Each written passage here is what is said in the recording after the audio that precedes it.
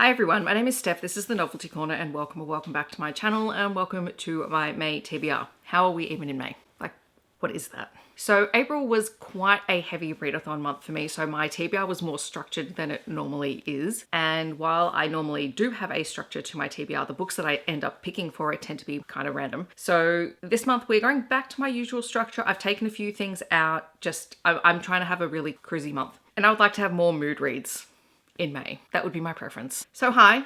If you're new here, I read all sorts of things on this channel, mostly romance, but also other things. And I set myself arbitrary categories for choosing books to read in each upcoming month. The first category is always my review copies, and I have 4 things that I have recently been approved for on NetGalley, or at least over the last kind of 2 months or so. There is Wish You Were Here by Jess Hardy, which is a contemporary romance. There is I Think I'm in Love with an Alien by Aguirre. There is Kiss Me Maybe by Gabriella Gamez, which I got as an audio arc, so I'll be listening to that one. And also Melting for You by Tegan Phillips, which is a hockey romance. So I will try and give at least a couple of those a shot in the upcoming month. I haven't received any new review copies from publishers at the time of filming. I will probably get something in the next week, which just means it'll not be in this video. However, I am thinking of starting to do vlog style wrap-ups of things that publishers send me. No, I lie. Oh my gosh. Actually, no, I didn't lie. I just totally forgot. I did get another review copy. It's for an author that I love and a book that I haven't read, even though I've read other books in this series by the same author. And it is The Friend Zone by Kristen Callihan.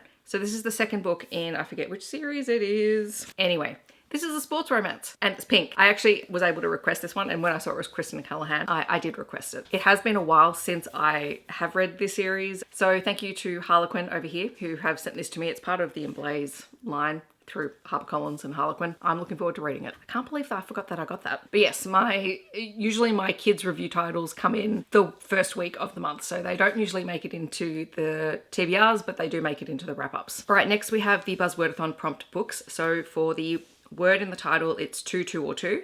And for this, I'm going to be reading A Week to Be Wicked by Tessa. And the cover prompt is eyes. And for that, I'm finally going to be finishing, because I have started the first chapter of this, When Women Were Dragons by Barnhill. And there is the little dragon eye. If you don't understand that this is going to be the first book I read in May, then you have not been paying attention to my channel this year. For read-alongs, we have the next book in the Firebird Chronicles, which is Threshold of Annihilation. So I will be reading this, or well, rereading this one. This is the last of the books that I had read in the series. So next month I'll be starting new to me books, which is exciting, but I can't wait to reread this one. My gosh, they're so big, but they're so fun. For my Kindle Unlimited project, which is to read the oldest book on my Kindle Unlimited TBR, I am reading. For my Kindle Unlimited challenge, which is to read the oldest book on my KU TBR, I am planning on reading Tigers and Devils by Sean Kennedy, which is an AFL romance, which is a sports romance, AFL being the Australian Football League. I've had this on my radar for such a long time, so we're finally going to get to it. For the newest Kindle book on my TBR, which is where I read the newest acquisition, I have Free Agent by Covington, which is a hockey romance. What is my TBR without a few hockey romances? And then we have The Backlist, which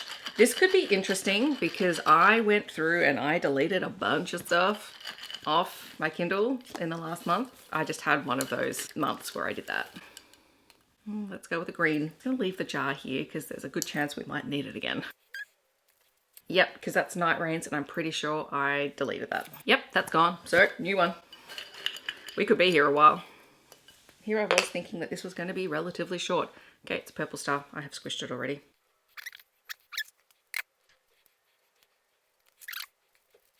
Yeah, this is going to come back to bite me. This is the Australia anthology, which, you know what, I am going to put on here. It's been a while since I've done an anthology. Like, this thing is massive. I forget how many pages, like I think it's over 1,000. So I was being a bit dramatic. It's around 800 pages long, which is still long, but you know, 800 is not as scary as 1,000. The next category on my TBR list is the oldest physical book on my TBR, and that is The Affair of the Mysterious Letter by Alexis Hall. So we'll finally be getting to this month, because we want to read down the pre-2025 TBR. And last but not least, we have my kids and young adult spin a wheel. What are we gonna read? What is it? The Kindness Project. Where did I put that? That's a good question. It's this one, The Kindness Project by Deborah Abela. This is a novel in verse for middle grade readers, and I had put it in my cupboard. So I'm excited to read this one. This one is about a class of students, I think, who are working together to show kindness in the world. So yay. All right, so that is my little stack of books, plus all of the ebooks. That will probably take me forever to read. I'm pretty excited about it. Again, it's very strange mixture of books, but I need that in my life. I need variety. In the comments, I'd love to know if you've read any of these books or if you're planning on picking any of them up, or if you would like to share what you are planning on reading next month, feel free to let me know in the comments. Otherwise, feel free to leave a book stack emoji to let me know that you're here. I hope that wherever you are in the world, you're staying safe and healthy. Thank you so much for watching, and I will see you in my next video. Bye everyone.